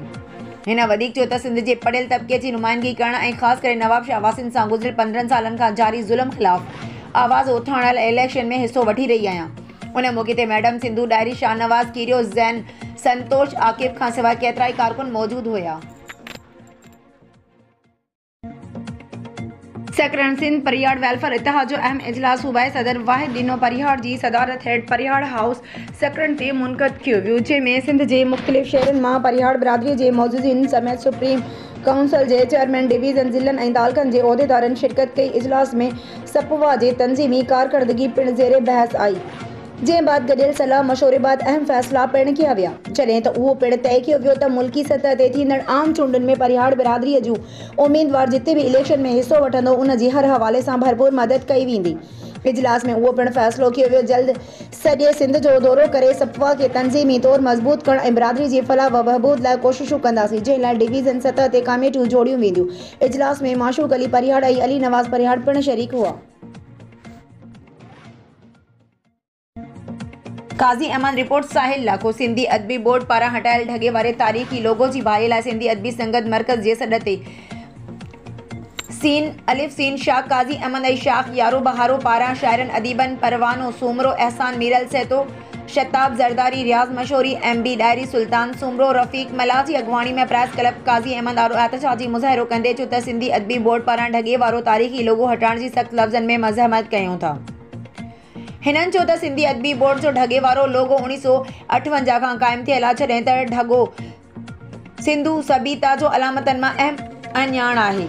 हिननि चयो त ढगे वारो तारीख़ी लोगो हटाइण सिंधू सभ्यता खां मोहण ऐं नफ़रत तसवुरु करियूं था, जॾहिं त कंहिं बि अमले अदबी इदारे खे उहो हक़ नाहे त हू क़दीमी तहज़ीब जे अलामतुनि खे पंहिंजे मख़सूस सोच जे आधार ते रद्द करे या हटाए। हिननि चयो त सिंधी क़ौम पंहिंजी सिंधी तहज़ीब सक़ाफ़त ऐं सभ्यता सां मुहबत रखे थी, उहा ॻाल्हि न विसारणु घुरिजे। हिननि चयो त ढगे वारो तारीख़ी लोगो हटाए तारीख़ सां तमामु वॾी हथ चुरान कई वई आहे, जेको इंतिहाई शर्मनाक अमल आहे। हिननि मुतालबो कयो त सिंधी अदबी बोर्ड जो तारीख़ी ढगे वारो लोगो बहाली लाइ मुसलसल एहतजाज करे रही आहे ऐं ढगे वारे हटायल लोगो जी बहाली ताईं पुरअमन एहतजाजी तहरीक जारी रहंदी।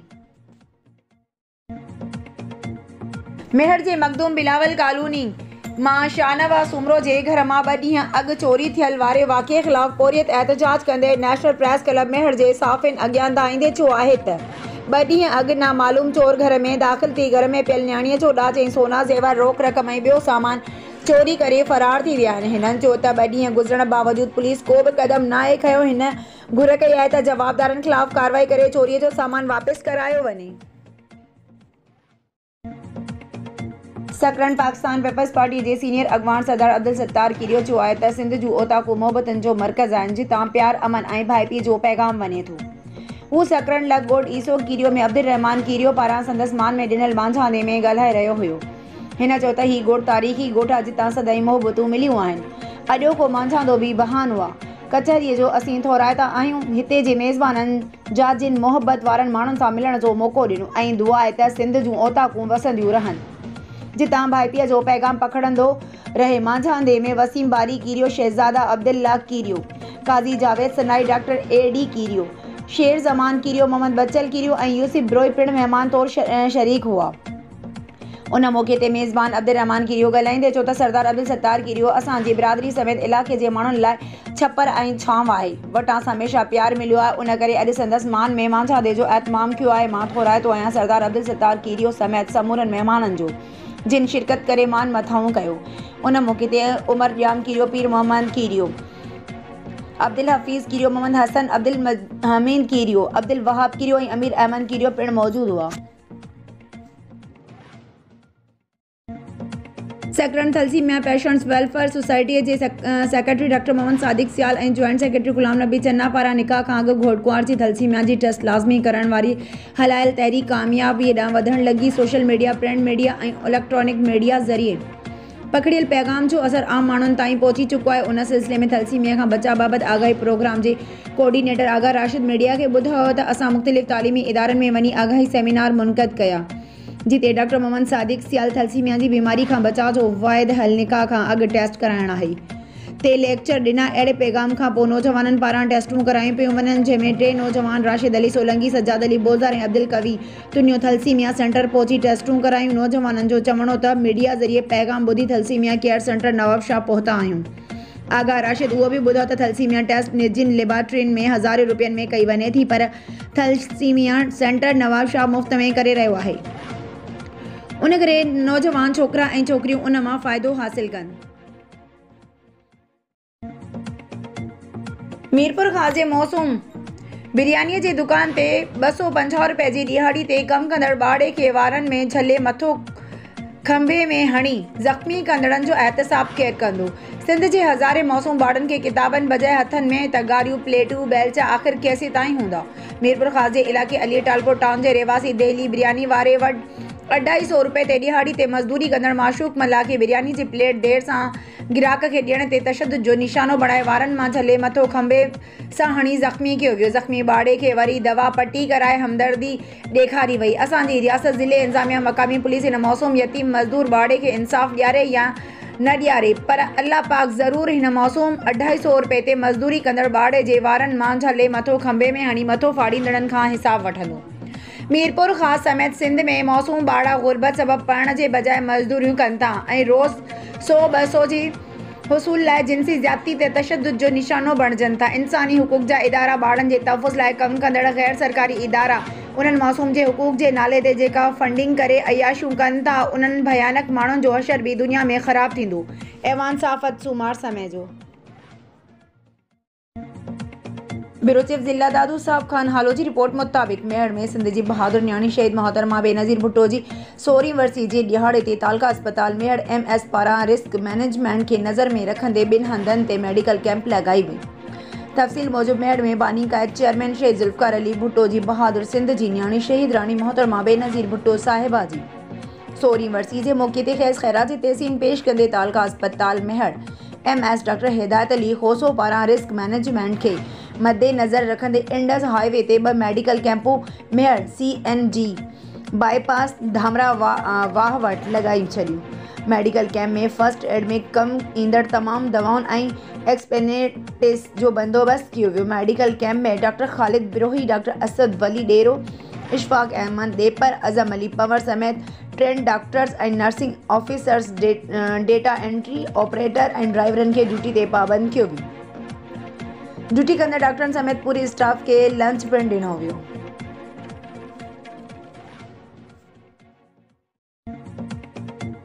ठुल रिपोर्ट फेयर सूमरो ठुल जे A सेक्शन थाणे जी हद सरदार मोहम्मद मियां सूमरो कॉलोनी जे रहवासी पोरियत आरिफ लाशारी जे घर ते बखराणी बिरादरी जे माण्हुनि जो हमिलो करे 2 औरतुनि वज़ीरा खातू ऐं हूरा खातू लाशारी खे धक हणी सख़्त ज़ख्मी करे विधो।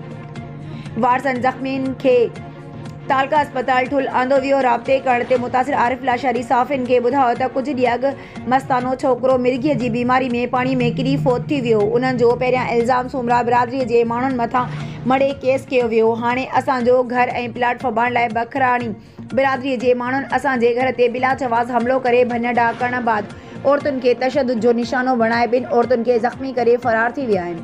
हिन चयो त हद जी पुलिस खे इतला ॾियण बावजूदि पुलिस न पहुती ऐं जवाबदारनि जी का बि गिरफ़्तारी अमल में न आई। हिन चयो त हमिलो कंदड़ बाअसर आहिनि। ज़ख्मी औरतुनि एहतजाज कंदे SSP जेकमबाद खां मुतालबो कयो आहे त हमले आवरनि खे गिरफ़्तार करे घर ऐं प्लाट ते कब्ज़ो करण खां बचाए तहफ़्फ़ुज़ फ़राहम कयो वञे। Khipro report Gul Mohammad shine star cricket club ऐं जट स्क्वाड पारां हाई स्कूल ग्राउंड खिपरो ते फ्री एंट्री क्रिकेट टूर्नामेंट जो इनकाद। तफ़सील मूजिब खिपरो जे नौजवाननि शाइन स्टार क्रिकेट क्लब ऐं जट स्क्वाड जे बैनर हेठ हाई स्कूल ग्राउंड खे खिपरो जी रांदियुनि जी सरगर्मियुनि खे बहाल करण लाइ आल शाइन क्रिकेट क्लब ऐं जट स्क्वाड जे बैनर हेठ फ्री एंट्री क्रिकेट टूर्नामेंट जो इनकाद कयो। टूर्नामेंट में रोज़ाने जी बुनियाद ते 2 मैच खेॾिया पिया वञनि, जंहिंमें खिपरो जी 20 टीमुनि हिसो वरितो। ख़मीस ॾींहुं मल्हायल मैच खिपरो प्राइस क्लब जे सदर Mehboob Khan Babu, general secretary Shahbaz Ali Shakir, information secretary Gul Mohammad Shahar, office secretary Ubaidullah Khan, member Abdul Shakoor ने अता मोहम्मद खान ख़ास तौर ते शिरकत कई, जिनखे इंतज़ामिया पारां सिंधी सक़ाफ़त अजरक जा तोहफ़ा पेश किया विया। मैन ऑफ द मैच जो एवॉर्ड इब्राहिम कुबर खटियो, जंहिंखे मैन ऑफ द मैच जी ट्रॉफी ऐं नक़द इनाम खिपरो प्राइस क्लब जे सदर महबूब खान बाबू ॾिनो। सिंध जे अमर किरदार ऐं सुरीले रागी शहीद सरमन सिंधीअ जी 27वीं वरसी शहीद अब्दुल क़यूम मंगी हाउस ते GA सिंध महाज़ ज़िला शिकारपुर पारां असदुल्ला सूमरो, इमरान मंगी ऐं मीर हकड़ो जी क़यादत हेठि अक़ीदत ऐं एहतराम सां मल्हाई वई, जिते मुक़ररनि सरमन ते ॻाल्हाईंदे चयो त सरमन सिंधी जो इनक़लाबी किरदार हो, जंहिं पंहिंजे गीतनि जे ज़रिए सिंध जो केस पूरे दुनिया में फैलायो ऐं ॿुधायो त सिंधी माण्हू कहिड़े नमूने ग़ुलाम आहिनि ऐं छो ग़ुलाम आहिनि। हिन अज़ीम किरदार सिंध जे नंगन ऐं दंगनि लाइ वक़्त जे जाबिर हुकुमराननि भोतारनि ऐं सरदारनि जी बेवाजिबिन ते बहादुरी सां ॻाए नौजवान नस्ल खे आगाह कयो ऐं हिम्मत बख़्शी। वरसी तकरीब के गुलाब जाफरी, अर्ज़ मोहम्मद खोसो, खैरल सूमरो, वाजिद शेख, सुमेर सूमरो, सईद भरचूंड, जाहिद कांधड़ो, शकील नुनारी, काशिफ मेमण, अरशद सूमरो, साफ़ी रियाज़ अली मीरानी समेत खोड़ सारनि दोस्तनि शहीद सरमन सिंधी के भेटा पेश कई। Matiari report Aziz Gul Khaibar. Deputy commissioner district returning officer Matiari Lal Dino Mangi पारां आम चूंडनि लाइ सैदाबाद में जारी रिटर्निंग जो जाइज़ो। डिप्टी कमिश्नर ऐं district returning officer Lal Dino Mangi district election commissioner Masood Ahmed Qureshi सां गॾु government high school new Saidabad जो दौरो करे आम चूंडनि लाइ मुक़रर पोलिंग अमले जी तरबियत जाइज़ो वरितो ऐं अमले खां सवाल जवाब पुछिया। उन मौक़े ते डिप्टी कमिश्नर ऐं district returning officer Lal Dino मंगी चयो त हर इदारो आम चूंडनि लाइ इलेक्शन कमीशन सां भरपूर सहकार करे इलेक्शन ड्यूटी आईने ऐं क़ौमी फ़र्ज़ आहे। उन हवाले सां कंहिं बि अमलदार जी ग़फ़लत बर्दाश्त न कई वेंदी। हिन चयो त इलेक्शन लाइ अमलनि जी तरबियत इंतहाई अहम आहे त जीअं चूंडनि जो अमल बहितर तरीक़े सां तकमील ताईं पहुचाए सघिजे। डिप्टी कमिश्नर मटियारी लाल ॾिनो मंगी ट्रेनिंग हासिल करण वारी पोलिंग स्टाफ खे हिदायत कई त हू चूंडनि जे ॾींहुं ईमानदारी ऐं फ़र्ज़ शनासी सां पंहिंजा फ़र्ज़ अदा कनि। हिन चयो त साफ़ शिफ़ाफ़ ऐं अणधुरनि चूंडनि लाइ इलेक्शन कमीशन सां भरपूर सहकार कयो वेंदो। Matiari report Aziz Gul Khaibar. Deputy commissioner district returning officer Matiari Lal Dino Mangi Makhdoom Mohammad ज़मान तालिबुल मौला लॉ कॉलेज हाला में पोलिंग स्टाफ जी तरबियती अमल जो जाइज़ो वरितो। उन मौक़े ते district election commissioner Matiari Masood Ahmed Qureshi, assistant commissioner returning officer Abid Qamar ऐं ॿिया अमलदार मौजूदु हुआ। डिप्टी कमिश्नर पोलिंग अमले खां तरबियती अमल बाबति पुछा गाछा कंदे अमले ते ज़ोर भरियो त दिलि लॻाए ऐं ख़ुसूसी दिलचस्पी सां तरबियत हासिल कनि त जीअं इलेक्शन दौरान कंहिं बि क़िस्म जी ॾुखियाई खे मुंहुं न ॾियणो पवे। हिन रिटर्निंग ऑफिसर्स खे हिदायत कई त इहे पोलिंग स्टाफ जी तरबियत लाइ क़ाइम सेंटरनि जी निगरानी वारे अमल खे यकीनी बणाइनि। ज़िले इलेक्शन कमिश्नर मटियारी मसूद अहमद कुरैशी मुताबिक़ ज़िले में 8 फरवरी जी आम चूंडनि लाइ मुक़रर लॻभॻि 4000 मुलाज़िमनि जो तरबियती अमल जारी आहे, जिन लाइ मटियारी हाला ऐं सैदाबाद में तरबियती सेंटर क़ाइमु कया विया आहिनि। SSP शिकारपुर डॉक्टर इमरान खान, अगर अवां बंगलनि जी ख़ुशामंद मां फ्री थिया आहियो त थोरो ज़िले जे अमन अमान ॾांहुं बि ध्यानु ॾियो। आम माण्हुनि सां गॾु हाणे अवां जा पुलिस एहलकार बि महफ़ूज़ न रहिया आहिनि। इहे बि ॾींहं ॾिठे जो फुरजनि था। खानपुर खां शिकारपुर तरफ़ ईंदड़ पुलिस एहलकार हाकिम अली ख़ान ॾोहारी सरकारी हथियार G3 फुर करे विया आहिनि। हाणे त थोरो होश कयो, एॾी ना अहली बि सही नाहे। मटियारी रिपोर्ट अजीज गुल खैबर। सिंध समेत सॼे मुल्क में आम चूंडनि जे सिलसिले में नामज़दगी कागज़नि जी छंड छाण जारी आहे। मटियारी जी PS 57 ते PP अॻवान मखदूम फ़खर ज़मान, GDA अॻवान जलाल शाह जामोट, मोहम्मद अली शाह जामोट, सैद जानी शाह, मौला अमीर अली खोसो हाजी ऐं ॿियनि जा फारम बहाल थी विया।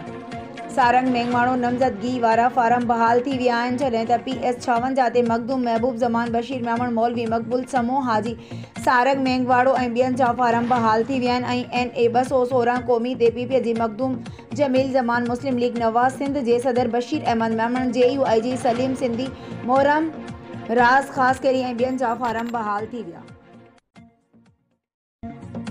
ठुल रिपोर्ट फैज़ सूमरो जी सिंध क़ौमी माज़ ऐं जिसाफ़ ठुल पारां सिंध जो मशहूर क़ौमी रागी शहीद सरमन सिंधीअ जी वरसी कामरेड मामा शमन सूमरो, कामरेड वसीम कुरैशी, महराब सूराब लाशारी जी मेज़बानी में तकरीब रचाई वई। वरसी तकरीब में शहीद सरमन सिंधीअ जे फोटुनि हेठां गुलाब जा गुल निछावर करे मोमबत्तियूं ॿारे 27वीं वरसी मल्हाई वई।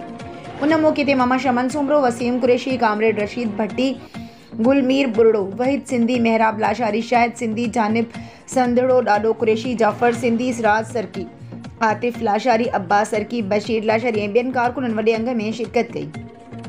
उन मौक़े ते क़ौमपरस्त अॻवाननि सिंध जे क़ौमी रागी शहीद सरमन सिंधीअ जी ज़िंदगी ते ॻाल्हाईंदे संदन रोशनी विझी भेटा पेश कई वई। आख़िर में शहीद सरमन सिंधी समेत तमामु शहीद क़ौमपरस्तनि जी मग़फ़िरत लाइ दुआऊं घुरी मिठाई तक़सीम कई वई।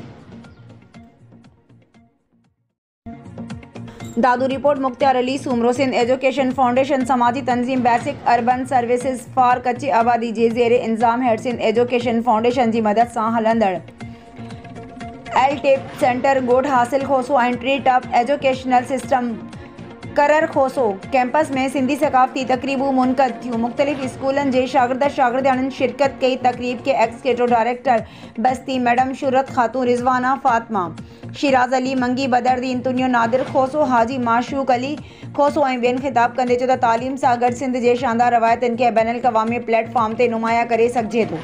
सिंध जी सकाफ़त शानदार आहे। सिंध 5000 साल पुराणी सकाफ़त ऐं तहज़ीबनि जी माउ आहे।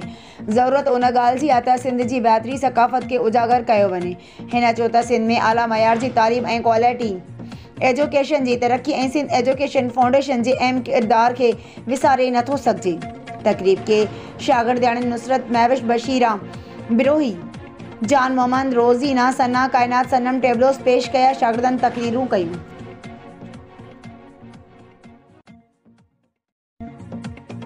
ठुल रिपोर्ट फैज़ उमरो। ज़िला जेकमबाद में JUI जे ज़िले अमीर डॉक्टर AG अंसारी जा NA 190 ते इरशाद अहमद कमालानी नॉमिनेशन फारम मंज़ूर करे वरिता आहिनि, जॾहिं त JUI जे PS1 जेकमबाद ते लेडी उम्मीदवार बीबी आसिया जा फारम RO ज़ाकिर हुसैन काकड़ मंज़ूर करे वरिता। उन मौक़े ते डॉक्टर AG अंसारी साफ़िन खे ॿुधायो त असां बग़ैर कंहिं मज़हब ऐं नस्ल जी इंसानियत जी ख़िदमत करे रहिया आहियूं ऐं असां कामयाब थी मुल्क पाकिस्तान खे सरसब्ज़ ठाहींदासीं ऐं मज़दूरनि, हारिन ऐं मेहनतकश जा बुनियादी मसइला हल करण जी भरपूर कोशिश कंदासीं, जंहिंसां मुल्क ऐं क़ौम तरक़ीअ जी बुलंदियुनि ते पहुचंदी।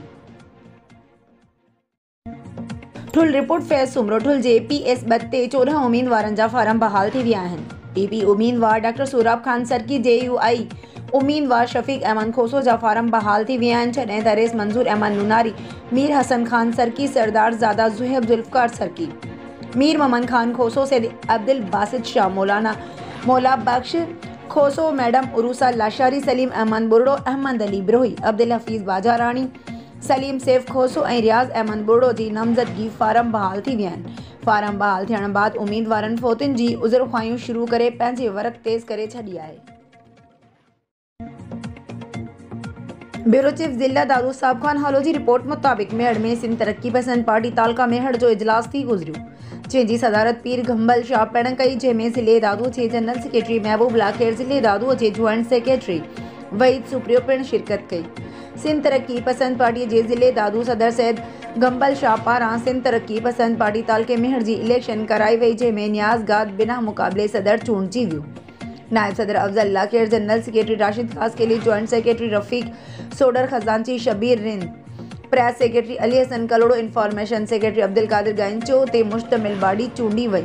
इजलास में सिकंदर खोखर, नाज़िम जहतियाल, राशिद अली सोलंगी, बख्त जमाल खोसो, सराई अली हैदर, आसिफ डेरो, अली जान गाद, अनवर खान गाद, शबीर गाद, शफीक खुआरो, लियाकत चांडियो, अब्दुल हकीम सोलंगी, नवीद लाखेर, शाहनवाज खुआरो, शुएब खुआरो ऐं ॿियनि शिरकत कई। खानपुर महर रिपोर्टर खानपुर महर लग चोर सोघा पुलिस हवाले मामले जी जांच कयूं। पुलिस ख़बर मूजिब खानपुर महर थाणे जी हद में खानपुर महर लग खानगढ़ भरिसां 2 चोर चोरीअ जी कोशिश करे रहिया हुआ त ॻोठाणनि पुलिस खे इतला ॾिनो। खानपुर महर पुलिस वाक़े वारे हंधि पहुती त ॻोठाणनि ऐं पुलिस डोड़ाए ॿियनि चोरनि खे सोघो करे वरितो। ॿिन्हिनि चोरनि खे पुलिस पकड़े थाणे ते खणी आई, जॾहिं त ॿिन्हिनि चोरनि जी सुञाणप न थी सघी आहे। ज़रियनि मूजिब चोरनि वटां हिकु मोटरसाइकिल पिणु हथ आई आहे। राब्तो करण ते खानपुर महर पुलिस ॿुधायो त शकी माण्हुनि खे गिरफ़्तार कयो आहे, जिन खां पुछा ॻाछा कई पई वञे ऐं संदनि सुञाणप न थी सघी आहे। सिजावल रिपोर्ट इम्तियाज़ मेमण। इलेक्शन फार्मनि जी छंड-छाण शिराज़ी भाइरनि जा फारम बहाल थी विया। सिजावल ज़िले में इलेक्शन वारो सिलसिलो जारी। DRO ऑफिस सिजावल में अॻूणो ज़िले नाज़िम सैद शफ़क़त हुसैन शाह शिराज़ी, अॻूणो MNA सैद अयाज़ अली शाह शिराज़ी, अॻूणो MPA शाह हुसैन शाह शिराज़ी, सैद नसीर शाह शिराज़ी, सैयद शबीर हैदर उर्फ बादशाह शिराज़ी, जिन जा फारम बहाल थी विया। उन मौक़े ते संदसि हामी हाजी हनीफ़ मेमण, हाजी हारून थीम, ज़फ़र हमीद मेमण ऐं ॿिया समें मौजूद हुआ। रिपोर्ट रियाज़ Ali Mirani Shikarpur regional press club Shikarpur. JUI तालका lucky Ghulam Shah जो अमीर UC अज़ीमाबाद जो चेयरमैन मौलाना गुलामुल्लाह महर, सूमरानी मोहतरम फजल रहमान महर, हाफिज़ रफ़ीक अमन शेर साहब, ज़िले तर्जुमान JUI जिन प्रेस क्लब पहुता ऐं रीजनल प्रेस क्लब जे ओपनिंग ते ज़ख़्मी रशीद महर साफ़ी रियाज़ अली मीरानी खे मुबारकबाद ॾिनी ऐं चयो त जमीयतुल उलमा इस्लाम रीजनल प्रेस क्लब सां हर मोड़ ते गॾु आहे ऐं साथ जारी रहियो। जॾहिं त हाफिज़ रफ़ीक अहमद शेर ज़िले तर्जुमान JUI चयो त शिकारपुर ज़िले अंदरि JUI तरफ़ां हर तक ते उम्मीदवार बिहारिया विया आहिनि। ऐं इंशाअल्लाह फतह किताब जी थींदी, छाकाणि त अवाम में सुजागी अची चुकी आहे। रिपोर्ट रियाज़ Ali Mirani, Shikarpur. Regional press club Shikarpur. मौजूद शख्सियत भाऊ शेर अमन खान बिरोई साहब, जिन रीजनल प्रेस क्लब पहुता, जिनके सदर ज़ख्मी रशीद मेहर ऐं सरपरस्त आला मोहम्मद सिद्दीक बिरोई ऐं साफ़ी रियाज़ अली मीरानी अजरक जो तोहफ़ो पेश कंदे भली कार कयो। असांजो हर मुमकिन तौर ते हर मोड़ ते ज़ख्मी रशीद मेहर सां साथ जारी रहंदो। भाऊ शेर अमन खान बिरोई।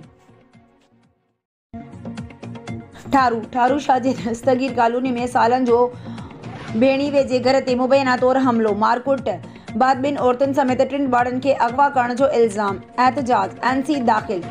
ठारू शाह जे दस्तगीर कॉलोनी जे रहवासिन अमजद सियाल, तोकल सियाल औरत समेत एहतजाज कंदे ॿुधायो त असांजी भिड़शा में मिटी माइटी थियल आहे, जॾहिं त मुंहिंजा साला नदीम सलीम ज़हीर सियाल अॼु ठारू शाह में असांजे घर ते हमलो करे मुंहिंजी ज़ाल ऐं मुंहिंजी भाॼाई समेत 3 ॿारनि खे अगवा करे विया आहिनि। एहतजाज कंदड़ अमजद सियाल ॿुधायो त मुंहिंजा साला बाअसर हुअण करे ॾाढ करे रहिया आहिनि। अहिड़ी NC ठारू शाह थाणे ते दाख़िल कराई आहे, पर पुलिस बि हिन महिल ताईं का दाद रसी न कई आहे। हिन चयो त फौरी तौर बाअसर हमलावरनि खे गिरफ़्तार करे इंसाफ़ कयो, न त ॿी सूरत में सख़्त एहतजाज कयो वेंदो। Reporter Naseer Abro. Sanghar report bureau chief Ghulam Qadir Kairi Sanghar जे तक NA 209 सांगड़ हिक ते नवाज़ लीग अॻवान शगुफ्ता कमवा जो फार्म छंड छाण खां पोइ बहाल, अवाम में ख़ुशीअ जी लहर।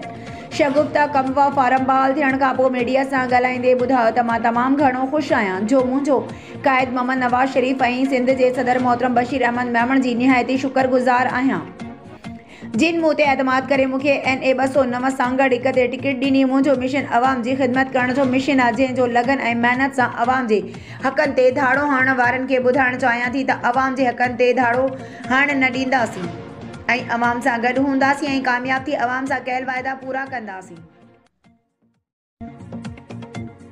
खानपुर महर शहर में भरपासे वारनि इलाक़नि में छितनि ऐं रोलुनि कुतनि जो आज़ार। शहर में कुतनि 6 माण्हुनि खे ॾाढे ज़ख़्मी करे छॾियो। छितनि ऐं रोलुनि कुतनि शहर जे मुख़्तलिफ़ हंधनि ते नींगर ऐं हिक औरत समेत 6 ॼणनि खे ॾाढे ज़ख़्मी कयो। ज़ख़्मियुनि में आसिफ महर, मदद अली महर, ॿुधो मेंगवाड़, रहमतुल्लाह जी घरवारी सिजावल फ़कीर शामिल आहिनि। ज़ख़्मियुनि खे तालका अस्पताल आंदो वियो। कुतनि जे ॾाढियल ज़ख़्मियुनि खे अस्पताल मां मरहम पटी करण तोड़े वैक्सीन लॻाइण बाद घरनि ॾांहुं रवानो कयो वियो। शिकारपुर डिस्ट्रिक्ट रिपोर्टर रियाज़ अली मीरानी, शिकारपुर जी मीरानी मोहल्ले सिंध TV जो कैमरामैन साफ़ी नवीद अमन सूमरे जी ॾाॾी मरहूमा जे तॾे जी दुआ थी गुज़री। साफ़िन, सोशल वर्करनि, सियासी समाजी शहरवासिन ऐं मोहल्ले वासिन शिरकत कई ऐं क़ुरान शरीफ़ जो ख़त्म थी गुज़रियो ऐं ख़ैरात फ़ी सबिलिल्लाह जो एहतमाम कयो वियो। जंहिं सिंध TV जो डिस्ट्रिक्ट रिपोर्टर सारंग बप्पड़, अदील अलवी जी जल सिंध जो रिपोर्टर अशरफ अली भुट्टो, इम्तियाज़ हुसैन जोगी, रियाज़ अली मीरानी जिन मरहूमा जी मग़फ़िरत लाइ दुआ घुरी वई। ठोला मां ख़बर शामिल कयूं था। फैज़ सुमरो जे रिपोर्ट मुताबिक़ त ठोलमी सिंध तरक़ी पसंद पार्टी जे चेयरमैन डॉक्टर कादिर मंगसी जी 61 सालगिरह जी तक़रीब उस्ताद अब्दुल गफूर बिरड़ो, मामा अमीर बशकु सुमरो, जावेद सागर बिरोई, मोहम्मद बशकु बिरोई जी मेज़बानी में STP हाउस ठोलमी सिंध जे इनक़लाबी लीडर डॉक्टर कादिर मंगसी जे सालगिरह जो केक काटे अॻवाननि ऐं कारकुननि हिक ॿिए खे केक खाराए मुबारकूं ॾिनियूं। उन मौक़े ते दिल्ली अॻवान अब्दुल गफूर बिरड़ो, मोहम्मद बशकु बिरोई, ज़फ़र सिंधी, मोहम्मद रहीम नूनारी, लुत्फ़ुल्लाह लाशारी, जावेद सागर बिरोई, असगर लाशारी, अब्दुल वहाब बंगुलानी, गुलाम यासीन गोपांग, मुबारक भट्टी, फैज़ सुमरो ऐं ॿियनि चयो त जॾहिं बि सिंध ऐं सिंध जे मारूड़नि ते ॾुखियो वक़्तु आयो आहे त डॉक्टर कादिर मंगसी पाण मल्हायो आहे ऐं सिंध जे मज़लूम ऐं अॿोझ सिंधी माण्हुनि जा आवाज़ उथी वक़्त जे यदीदनि सां मुआदो अटकायो आहे। असां सिंधियुनि खे घुर्जे त डॉक्टर कादिर मंगसी ऐं पार्टी जा हथ मज़बूत कयूं। हिन चयो त पीपुल्स पार्टी 15 सालनि में सिंध खे बुख ऐं बदहाली ऐं करप्शन खां सवाइ कुझु बि न ॾिनो। हिननि चयो त ईंदड़ इलेक्शन में सिंध जे हक़ीक़ी वारिस डॉक्टर कादिर मंगसी खे वोट ॾियो। अॻवाननि जो सालगिरह तक़रीब खे ख़िताब।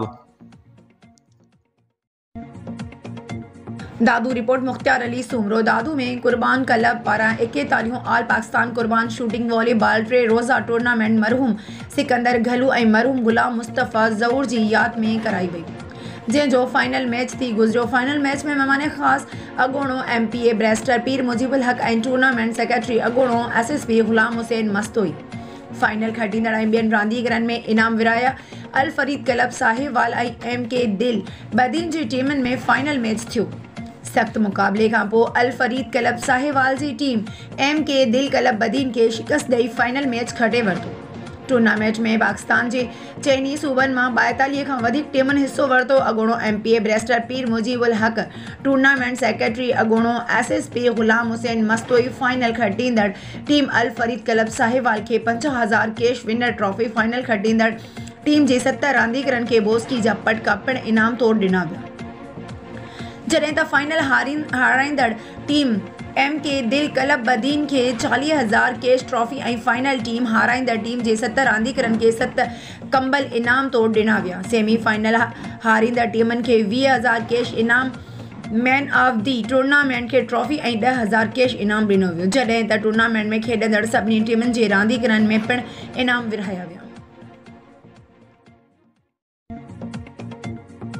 मीरपुर ख़ास गरीबाबाद पुलिस जी कार्रवाई। मीरपुर ख़ास SSP SHO गरीबाबाद शाहबख्श लंजवाणीअ जे NK पेट्रोल पंप वटि चेकिंग दौरान ॻुझी इतला ते कार्रवाई। करोला कार में टेक्निकल तरीक़े सां गाॾीअ जे चारई दरवाज़नि समेत मुख़्तलिफ़ लिकियल जॻहनि ते सिहत लाइ हञाकार आदाब जा 300 पैकेट हथ करे वरिता।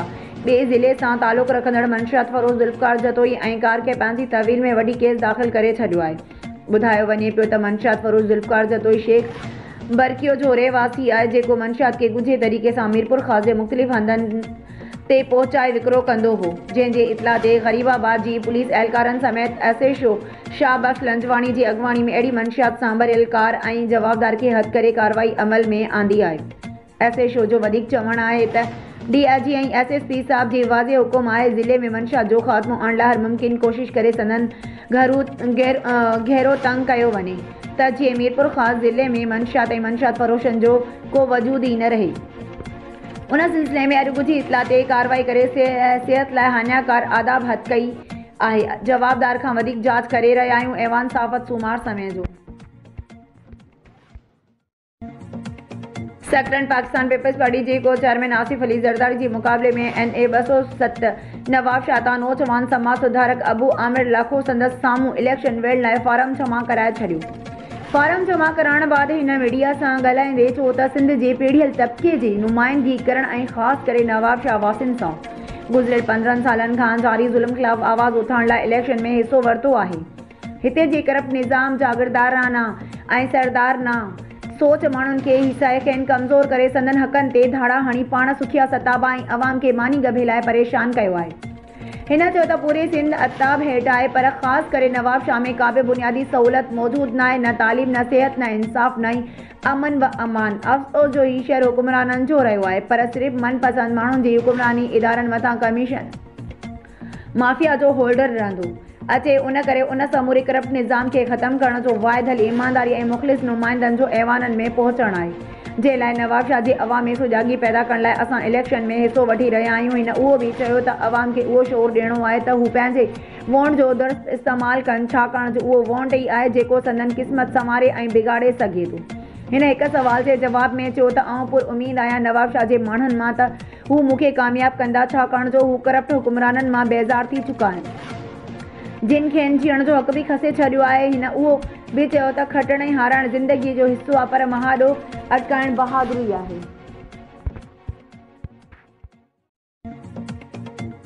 दड़ो रिपोर्ट सागर दीदार अली कुंभार।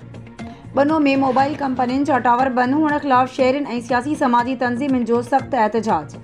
बनो में मोबाइल फ़ोन कंपनियुनि जा टावर मुसलसल बंदि हुअण ख़िलाफ़ शहरियुनि ऐं मुख़्तलिफ़ सियासी समाजी तंज़ीमुनि जे अॻुवाणनि गनी जोश पलीजो, मोहम्मद मीरानी, गफ़ूर दमाच, हुसैन मला ऐं ॿियनि जी अॻुवाणी में शहरियुनि एहतजाजी मुज़ाहिरो कयो। उन मौक़े ते हिननि जो चवणु हो त सिजावल ज़िले जो इंतिहाई पुठिते पियल शहर बनो में हूअं त का बि बुनियादी सहूलियत मुयसरु नाहे, पर ॿिनि मोबाइल कंपनियुनि ज़ोंग ऐं टेलेनॉर सां लॻल टावर काफ़ी वक़्त खां वठी बंदि पियल आहिनि, जंहिं सबबि बनो वासी सॼी दुनिया खां कटियल रहनि था। जॾहिं त मोबाइल टावरनि ते मुक़ररु अमले जो चवणु आहे त कंपनियूं जनरेटर हलाइण लाइ को बि तेल ॾियण लाइ तयारु नाहिनि। हिननि चयो त करोड़े रुपया कमाईंदड़ मोबाइल कंपनियूं बनो समेत आसपास जे रहंदड़ हज़ारे माण्हुनि खे बेयारो मददगार छॾे ॾिनो आहे। काफ़ी हाए घोड़ा बावजूदि मोबाइल कंपनियूं को बि तदारक करण लाइ तयारु नाहिनि। हिननि मुतालबो कयो त बनो में लॻियल मोबाइल कंपनियुनि जे टावरनि खे फौरी तौर हलाए अवाम मां बेचैनी ख़त्म कई वञे। सकरन रिपोर्ट काज़ी अली रज़ा सनाई सिंध यूनाइटेड पार्टी जे मरकज़ी सदर सैयद ज़ैन शाह पारां 3 मुख़्तलिफ़ तकनि ते भरायल फारम बहाल जंहिंमें PS 38 PS 39 NA 2008 शामिल आहिनि। फारम जी बहाली बाद सैयद ज़ैन शाह मीडिया सां ॻाल्हाईंदे चयो त GDA सां इतिहाद आहे जंहिंजी गॾियल प्लेटफॉर्म तां ज़िले जे 6 सीटनि ते उम्मीदवार बीठल आहिनि। बाक़ी उम्मीदवारनि जे बीहण जो हितमी फ़ैसिलो ऐं सीट एडजस्टमेंट बाबति 3 डिसंबर ते कराची में GDA जी रखियल गॾिजाणी आहे। उन में फाइनल फ़ैसिला कया वेंदा। हिन उहो बि चयो त उन ई गॾिजाणी में तइ कयो वेंदो त मक़ामी सूरतहाल खे ॾिसी कहिड़ी पार्टी सां इतिहाद करे सघिजे थो। सैयद ज़ैन शाह वधीक त सिंध जे माण्हुनि में गुज़िरियल 15 सालनि खां साणनि थींदड़ नाइंसाफ़ियुनि सुजाॻी पैदा करे छॾी आहे। इंशाअल्लाह GDA सिंध में सोभ माणींदी छाकाणि जो असीं सिंध ख़ातिर विढ़ी रहिया आहियूं जॾहिं त PP पंहिंजे पेट ख़ातिर विढ़ी रही आहे जेके 15 सालनि खां पंहिंजा बिब भरींदा ॾिठा अथऊं। हिन उहो बि चयो त सिंध जे वसीलनि जो विकिरो हिकु हुकुमराननि खां महरूमी धारियनि जी लोध खे सपोर्ट करण समेत सिंध सां हर हवाले सां वेसाघाती कई वई आहे जे लाइ क़ौम सुजाॻ थी चुकी आहे। होॾां फारमनि जी बहाली ते कारकुननि ऐं शहरियुनि पारां सैयद ज़ैन शाह खे लुंगियूं अजरकूं ऐं हार पाराए मुबारकूं ॾिनियूं वयूं। सेवण शरीफ रिपोर्ट मोहम्मद अली मेमन डिसंबर जे सर्द रात में सेवण जे मुक़दस मिट्टी मां जुड़ियल क़दीम किले में बाहि जे मच ते मेहरान TV सेवण जे रिपोर्टर के बुर्दी जहिड़ी कुर्बाई ते मोहब्बती ऐं महिमान नवाज़ माण्हू जी मेज़बानी में कॾहिं बि न विसरण जहिड़ी हिकु यादगार महफ़िल मीर अक़सम मच कचहरी जे उनवान सां थियल उन कुर्बाई ते कचहरी में सूफ़ी रंग राग रक़्स अजरकूं लुंगियूं टोपियूं ऐं पटका बि पाराया विया हुआ। हिन कचहरी जा मोहर पीपल्स पार्टी ज़िला जामशोरो सदर अगोणो MPA Syed Asif Ali Shah chairman municipal committee Sehwan Syed Shahzad Haider Shah ऐं मशहूर आलम निगार अदीब लेखक मोहम्मद खान अबड़ो मौजूद हुआ। महिमान लाइ बाकरा बोड़ ऐं ॿिया ताम बि तयारु कयल हुया। एॾियूं वॾियूं मोहबतूं अर्पण ते के बुर्दी लाइ तमामु घणो प्यार हर कचहरीअ जे मोर खे हुओ। हिन मच कचहरीअ में सिंध जे मशहूर शाइर अदीबनि पंहिंजी शाइरी पढ़ी महफ़िल मां ख़ूब दाद वरितो। हिन महफ़िल में सिंध जे उभरंदड़ मशहूर फ़नकार रेशमा परवीन कलंदर लाल शहबाज़ी धमाल शहीद भुटे जे कलाम सिंध जे सक़ाफ़त जा कलाम ॻाए ख़ूब दाद वरितो ऐं महफ़िल खे झूमाए छॾियो। उन मौक़े ते सैयद आसिफ अली शाह ऐं मशहूर कंपेयरिंग कंदड़ मंज़ूर सिताई मीडिया सां ॻाल्हाईंदे चयो त अहिड़ियूं मच कचहरियूं असांजे सिंध जे पुराणी तहज़ीब आहे जंहिंखे हिन वक़्तु मीडिया दोहिराए रही आहे। वधीक हिननि छो त असां जस ॾियूं था मीडिया खे ही मच कचहरियूं राग रंग जूं महफ़िलूं थींदियूं रहनि ऐं सिंध जी सक़ाफ़त हमेशह हलंदी रहे। रिपोर्ट रियाज़ अली मीरानी शिकारपुर पुलिस जी बरवक़्त ऐं कामयाब कार्रवाई। गुज़िरियल ॾींहुं बंडो थाणे जी हद में पीउ पुट जे बेटे क़त्ल केस में नामज़द मरकज़ी जवाबदार गिरफ़्तार। गुज़िरियल ॾींहुं गुड मोमिन वधियो मां मिलियल लाशनि जी सुञाणप पीउ पुट दीदार वल्द गुलज़ार अहमद चनो ऐं गुलज़ार अहमद वल्द कादिर बख्श चनो तौर थी आहे। SSP शिकारपुर डॉक्टर मोहम्मद इमरान खान वाक़िए जो इतला मिलंदे ई फौरी नोटिस वठंदे DSP ऐसे शोज़ खे मुश्तमिल स्पेशल टीम जोड़े जवाबदारनि जी गिरफ़्तारीअ जो टास्क ॾिनो। DSP गढ़ी यासीन खुदाबख्श पंवर ऐं ऐसे शो बंडो लियाकत अली खजड़ अमले सां गॾु महकमाना महारत ऐं जदीद टेक्नोलॉजी जी सिस्टम जी मदद सां blind murder case trace out करे नज़द धारे जा शाख ते मुलविस जवाबदार बशीर अहमद वल्द मोहम्मद सलेमान वधो खे गिरफ़्तार करे वरितो। जॾहिं त वाक़ई में मुलविस ॿियनि जवाबदारनि जी गिरफ़्तारी लाइ छापा हयां पिया वञनि। जवाबदार जांच दौरान एतराफ़ कयो त हिन ॿिनि साथियुनि रब नवाज़ वल्द हातम ऐं रशीद वल्द बशीर अहमद वधियो सां गॾिजी अकील मामण जी ज़मीन जे ठीके ते वठण ऐं फसल पोखण ते ज़ाती झेड़े तां क़त्ल कयो हो। क़त्ल में मुलविस जवाबदारनि जी बरवक़्त गिरफ़्तारी ते SSP शिकारपुर टीम में शामिल ऑफिसरनि खे शाबाश ॾिनी। जवाबदारनि खे कानून तहत गिरफ़्तार करे वधीक कानूनी कार्रवाई लाइ जांच ऑफिसरनि हवाले कयो वियो आहे। रिपोर्ट रियाज़ अली मीरानी शिकारपुर थाणे न्यू फौजदारी पुलिस जो आकड़ा पर्ची जुआ जे दुकान ते छापो 3 जुआरी गिरफ़्तार 2 आकड़ा पर्ची जा बुक 1500 रोक रक़म 2 मोबाइल फोन्स ऐं कैलकुलेटर हथ केस दाख़िल। SSP शिकारपुर डॉक्टर मोहम्मद इमरान खान जे हुकुम ते ASP सिटी शिकारपुर मोहम्मद उस्मान खान जी अगवानी में थाणे न्यू फौजदारी न्यू पुलिस समाजी बुराइनि ख़िलाफ़ कार्रवाई कई। तफ़सील मौजूद ऐसे शो न्यू फौजदारी अतर अली चनो पंहिंजे स्टाफ समेत कार्रवाई गश्त दौरान कुछ इतला मिलण ते गरीब नवाज होटल जे भरिसां आकड़ा पर्ची जुआ जी दुकान ते छापो हयो। छापे जे दौरान 3 जुआरिन खे गिरफ्तार कियो वियो। गिरफ्तार थियल जुआरिन में हिक असदुल्ला शेख, अली जान संजरानी, शुएब सदायो शामिल आहिनि। गिरफ्तार जुआरिन जे कब्जे मां 2 आकड़ा पर्ची बुक, 1500 रुपया रोक रक़म, 2 मोबाइल फोन्स ऐं हिक कैलकुलेटर हथ कयो वियो। थाणे न्यू फौजदारी पुलिस गिरफ्तार जवाबदार जे खिलाफ जुआ ऑर्डिनेंस तहत केस दाख़िल करे वरितो।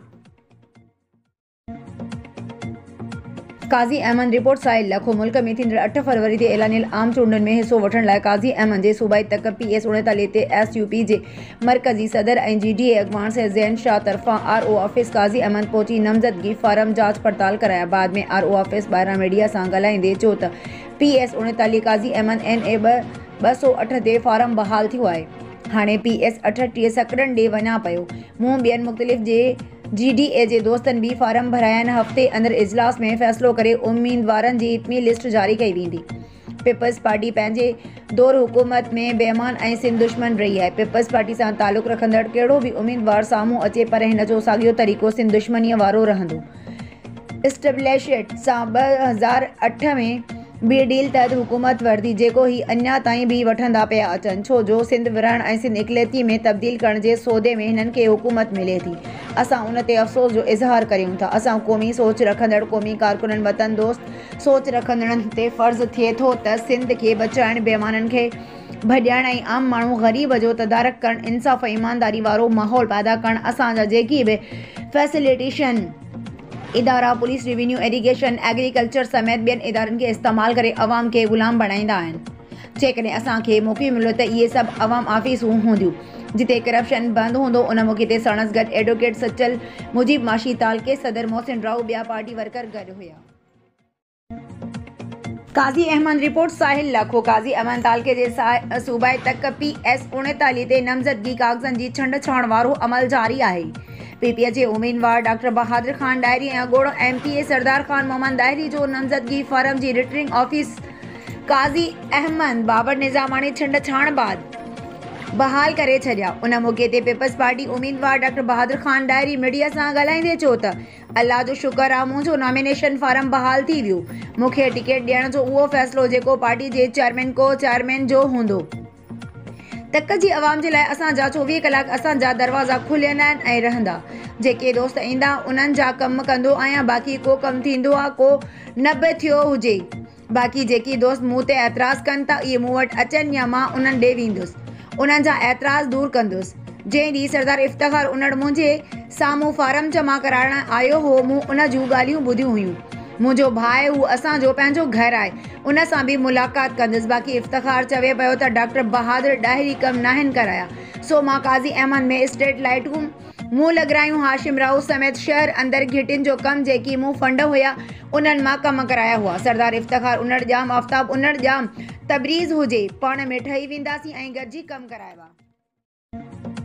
रिपोर्ट रियाज़ अली मीरानी, शिकारपुर। भुट्टा वेलफेयर एसोसिएशन ज़िला शिकारपुर जो सदर रेस मुनीर अहमद भुट्टो जी अॻवानी में ऐं सीनियर नायब सदर रेस महमूद भुट्टो ऐं जनरल सेक्रेटरी अख्तर अली भुट्टो ऐं प्रेस सेक्रेटरी अशरफ अली भुट्टो ऐं ज़मीर हुसैन भुट्टो, हाजी इम्तियाज़ अहमद भुट्टो ऐं शाहिद भुट्टो ऐं भुट्टा बिरादरी यूथ सदर नियाज़ अली भुट्टो, ज़िला शिकारपुर ऐं सीनियर नायब सदर सरफराज अली भुट्टो ऐं नायब सदर जुल्फ़कार अली भुट्टो, जनरल सेक्रेटरी शाहीन अली भुट्टो ऐं ज्वाइंट सेक्रेटरी शकील अहमद भुट्टो ऐं प्रेस सेक्रेटरी तौसीक अहमद भुट्टो ऐं इमरान अली भुट्टो ऐं बरकत अली भुट्टो ऐं सिंगार अली भुट्टो, शहीद अहमद भुट्टो, रफ़ीक अहमद भुट्टो। शिकारपुर इलेक्शन मुहिम जे हवाले सां पीपल्स पार्टी अॻवान ऐं PS7 जे उम्मीदवार इम्तियाज़ अहमद शेख भुट्टा बिरादरी पारां हाजी लतीफ़ शाह मोहल्ला वटि कार्नर गॾिजाणी मुनक़द कई वई, जंहिंमें भुट्टा बिरादरी जे नौजवाननि ऐं शहरियुनि पिंडाल में पहुचण ते शानदार इस्तक़बाल कयो। कार्नर गॾिजाणी में भुट्टा बिरादरी जे चङनि मुड़सनि, मौजूदीन, नौजवाननि ऐं शहरियुनि शिरकत कई। कार्नर गॾिजाणी में चेयरमैन म्यूनिसिपल कमेटी शिकारपुर जो Fayyaz Mahmud Sheikh, lucky Ghulam Shah town committee जो चेयरमैन दीदार अहमद भुट्टो, वसीम दीन सिद्दीकी, ज़फ़र अली शेख, गाज़ी सिकंदर अली भुट्टो ऐं ॿिया गॾु हुया।